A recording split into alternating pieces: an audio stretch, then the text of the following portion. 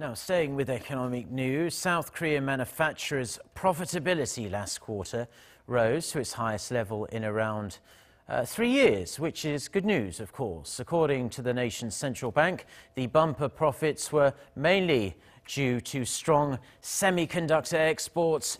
Ko Roon-hee reports. Korean companies saw their profitability increase in the third quarter compared to last year on the back of strong exports in the machinery and electronics sectors.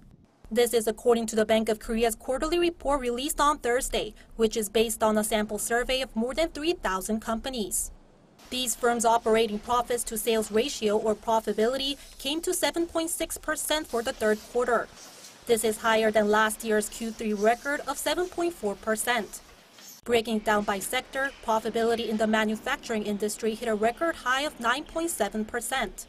This was mainly thanks to strong global demand for Korean semiconductors.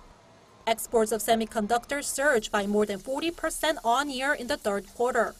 The BOK said another factor was a rise in exports of OLED panels. In fact, shipments of OLED panels accounted for almost half of all display panel exports in Q3, which was a big jump from last year. However, a separate report from the Korea Economic Research Institute shows that without the performances of these top companies, the situation in the electronics sector is looking grim. When the institute measured operating profits at 47 electronics companies for the first 3 quarters of this year, it grew by more than 50% on-year. But when it excluded the profits of Samsung Electronics and SK Hynix, the nation's biggest chip makers, operating profits fell by almost 50% during the same period. Experts blame factors both at home and abroad. Korean companies' technological competitiveness has not been improving. On top of that, Korea is closely followed by China.